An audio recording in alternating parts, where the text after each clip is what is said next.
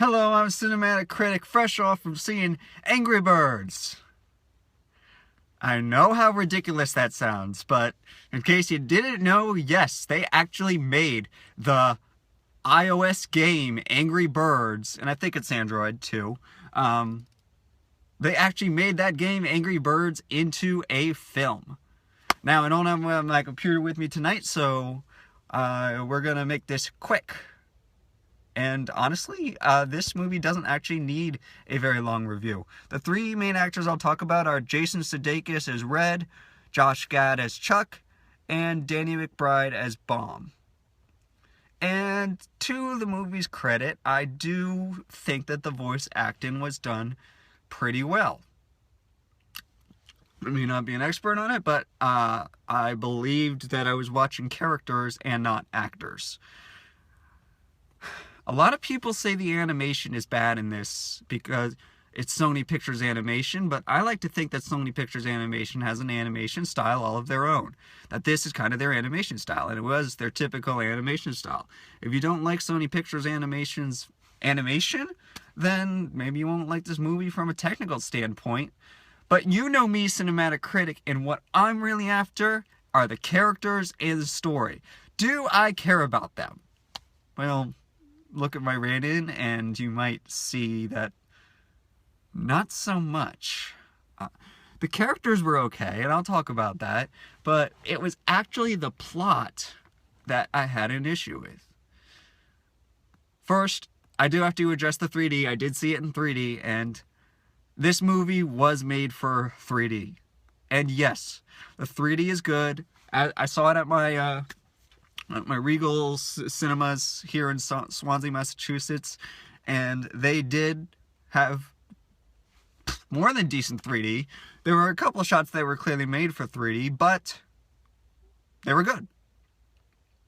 So without further ado, let's dive into the plot.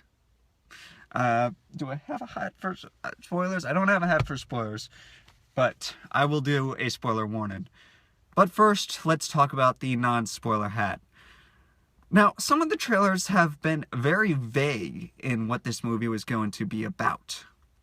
There's only been one trailer I saw, trailer number 3, that was actually specific as to what the plot was going to be. And it's pretty much that Red is teased as a kid because of his big eyebrows.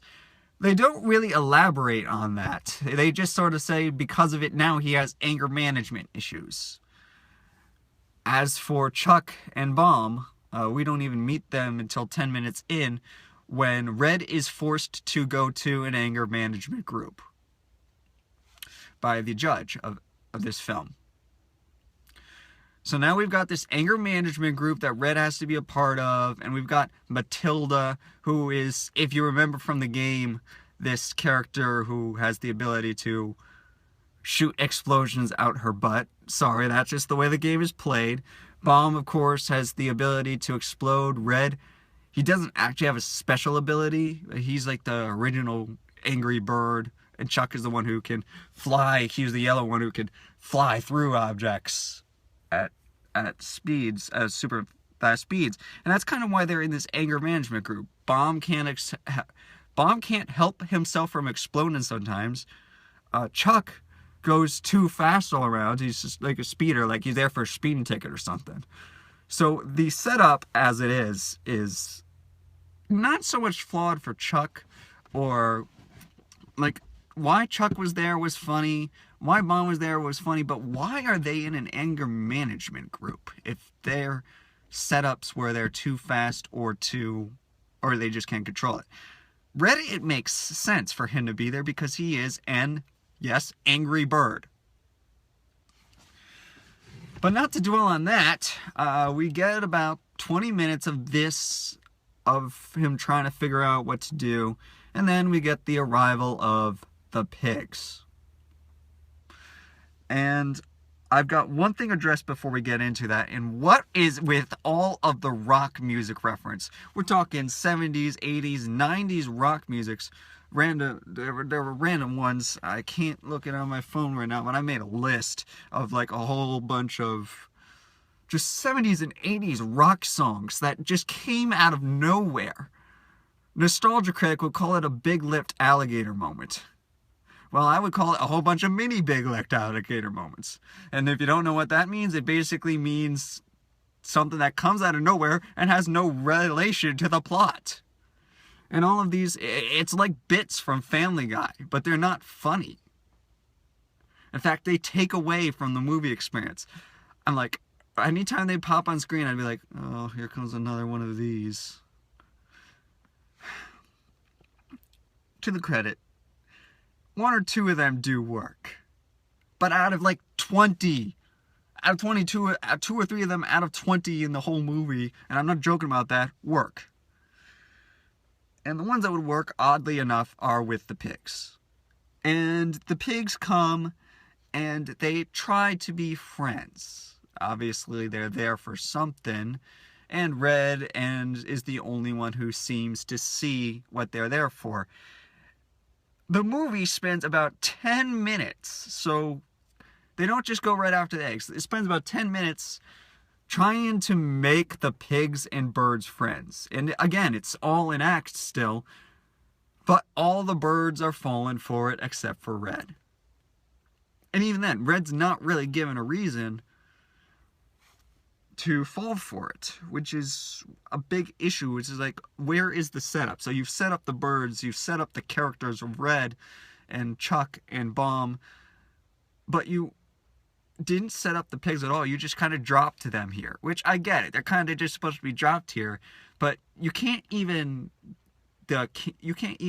establish a character for the king pig. And the other thing is, the king pig is the only one with smarts, and all the other pigs are dumb. It's just the way that this works. So, eventually, finally, like 40 minutes into the movie, the pigs are like, ooh, look at that egg, you know, and they start to distract the birds. And by this point in time, everyone has turned on Red, you know, as if it wasn't before. Now, because they treated him badly before, but now they're treating him even worse because he suspects that the pigs are up to something. This is where the Mighty Eagle comes in for the brief appearance. So maybe it's because they couldn't get Peter Dinklage, who plays him, to appear for more than a few minutes, but I think the trailer says it all with him peeing in the lake that Chuck and Bomb drink out of. Because that's about the highlight of the Mighty Eagle's appearance in this film. Think about that for a second. It's hilarious to think of. This movie is really targeted towards kids. It's not like a Pixar movie or a DreamWorks movie looking to be adult at all. It's going after the kids who play this game. But even some people who play this game, like, I'm an Angry Birds fan, or was. I'll play it every now and again if I don't have anything to do. Again, this movie did not go with the game at all, really. So anyway, Mighty Eagle turns out to be nothing more than and there's supposed to be this legend about them that they mentioned throughout this whole first 40 minutes, like the legend of the Mighty Eagle, and now he turns out to be nothing but a has-been. Yeah.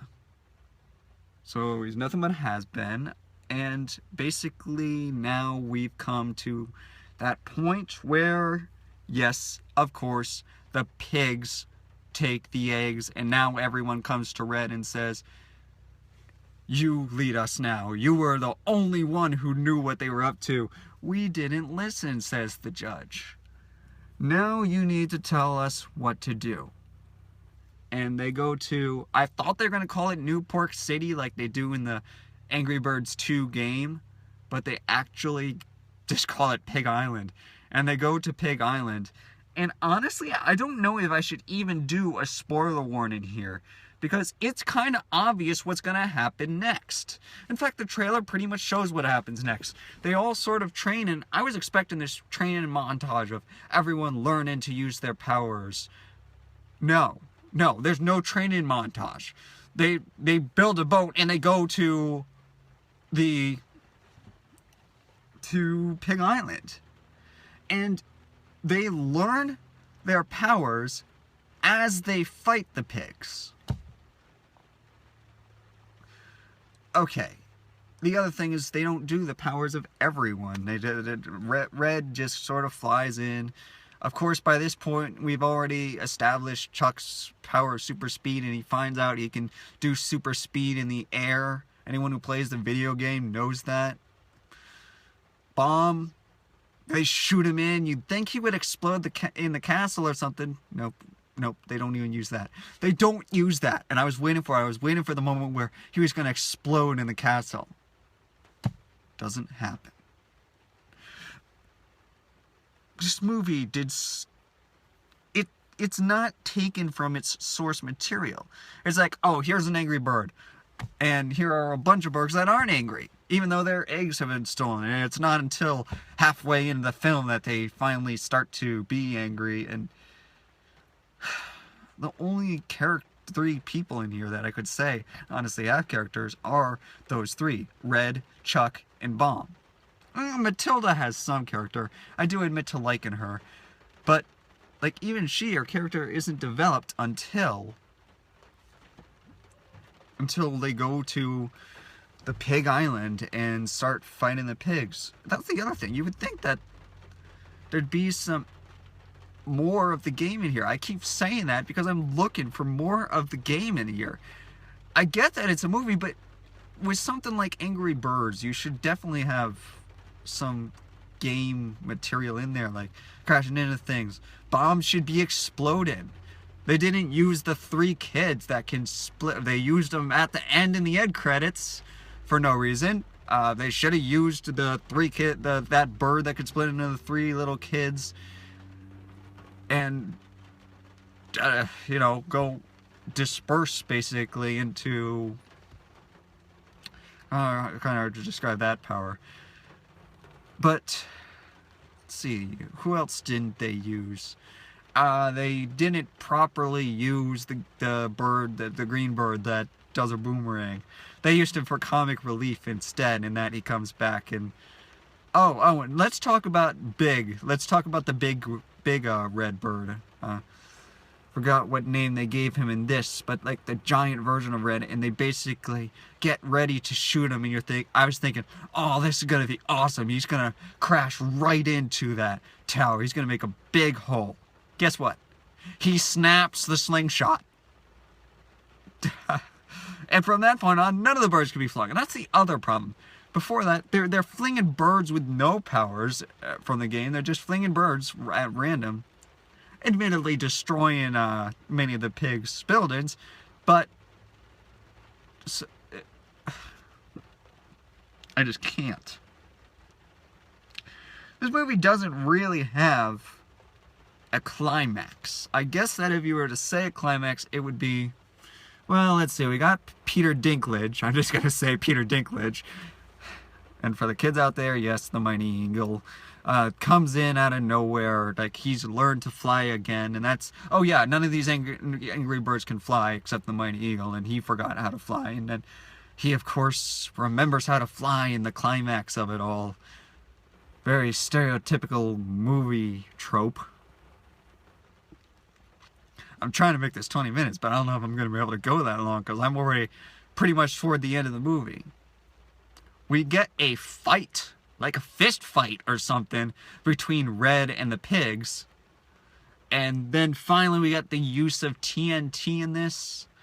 That was something that was used in the game. You know, if you hit a box of TNT, it blows a whole bunch of stuff up.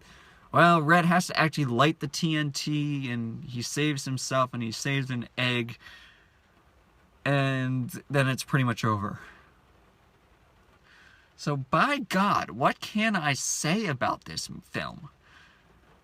It's got funny moments, but for every funny moment it had, for every moment when I started to get invested in the story, and I tried, I really tried. There were so many moments that took me back out that I'm gonna have to change the rating on this. I can't give this a 5.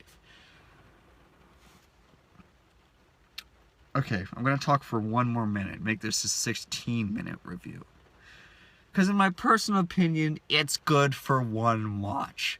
It's good if you're a kid. It's good if you're a kid at heart. It's good if you're an Angry Bird fan. Just don't expect too much. Don't expect a great story and don't expect great characters. Just expect some comedy, admittedly. There is comedy here and there. It's hit or miss. Be ready for a whole bunch of 80s, 90s rock and pop references. Something that was desperately not needed in this film, and as I said, does take away from it. And it's decent animation, but it's nothing spectacular. So, yeah, I'll let it keep the 5 out of 11 rating, but that's all. And I cannot, in all good conscience, recommend this movie. See it if you want, skip it if you don't. CinematicCritic out.